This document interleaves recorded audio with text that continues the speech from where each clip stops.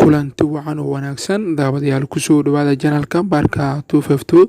caawa barnaamijkan waxaan kusoo qaadan doonaa kooxda kubadda cagta Barcelona oo ciyaartay.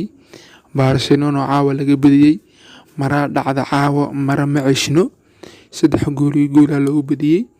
Barcelona gool ka hormartay, Messi u dhaliyay penalty 38 daqiiqo markay mareysay ciyaarta. half time kadib 3 gool iyo 1 lagu badiyay Barcelona ciyaarta.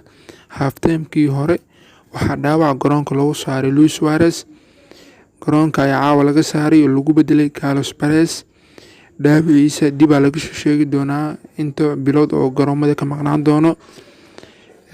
Messi caawa 500 oo gool lugtiisa bidix ayuu ku dhaliyay caawa. kooxda kubadda cagta Barcelona ayuu u dhaliyay Magic.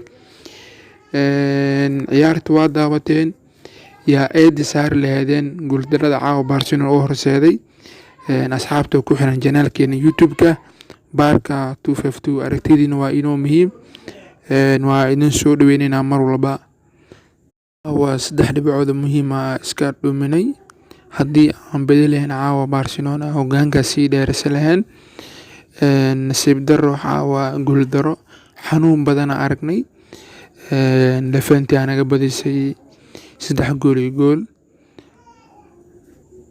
janaalka Barca 252 fadlan rukuma janaalka haddaa ku cusub tahay.